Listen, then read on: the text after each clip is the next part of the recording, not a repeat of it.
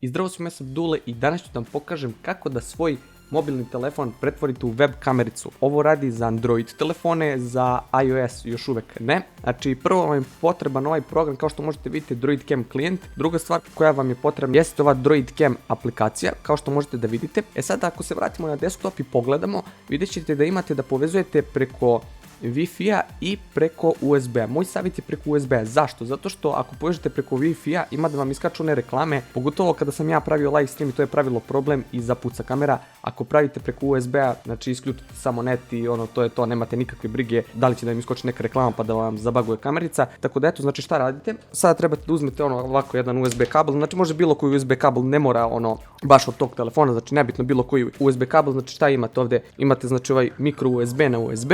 Kada ste sve to povezali, ovdje se vratimo na desktop i ovdje kao što možete vidjeti, znači imate da čekirate video i audio. Po meni je bolje da idete kombinacija video i audio, neki vaš sa nekog eksternog mikrofona ako imate, idete na start.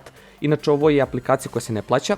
Tako da kao što možete da vidite mene sad, ok, fotoaparat snima, znači solidan je kvalitet, ništa posebno. Ove kontrole ako hoćete da imate, morate jednostavno da imate, da tako kažem, aplikaciju, odnosno pro verziju ove aplikacije. Znači možete da zoomirate, odzoomirate, možete brightness da povećavate, autofokus, da flipujete, da rotirate, da napravite JPEG, fotografiju u JPEG formatu. Imate još nešto ovdje, znači ovako samo možete čisto onako da koristite bez ovih dodatnih opcija.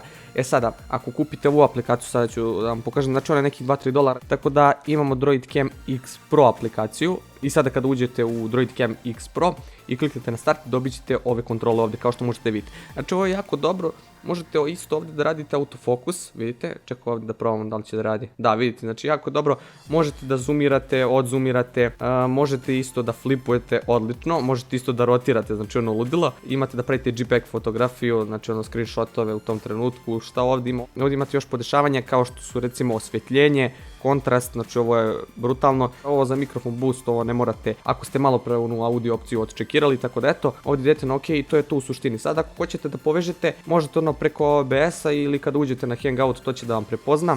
Hajde čisto preko OBS-a da vam pokažem da vidite kako sve to izgleda. Ovdje kao što vidite, znači imamo desktop, evo već sam ja ubacio, znači dodate u sources, dodate ovaj video capture devices i u propertima na device stavite, znači ta kamerica iskočit će vam ovdje ili po defaultu ako imate samo tu jedno, ako imate više imaće vam više i promenite u Droid Cam Source 3 i ok, i to je u suštini to. Kao što možete vidjeti, znači ovo je ok. E sada mogu naravno da flipujem, da vratim kako je ranije bilo. Znači ovako je bilo i flipuje se isto. Stvarno je dobra aplikacija i jako su dobro odradili. Znači nije kao kod nekih aplikacija da vam kada povežete na komp kasni. Mislim meni deluje ok ovako, ne kasnije, pošto je preko USB-a. Znate sami kako je preko Wi-Fi-a u početku bilo lepo, a posle nekog vremena je kasnilo. I to mi je pravilo jako veliki problem zbog live streamova, jer ide možda nekih 50 minuta i zapuca mi, pa opet moram da restartujem, pa se ljudi ljute. Tako da to je bilo to uglavnom što se tiče ovog klipa. Hvala što ste gledali, napišite vi šta vi mislite o ovoj aplikaciji koja vam omogućava da vaš telefon pretvorite u web kamericu. Mislim po meni je super. Je sada,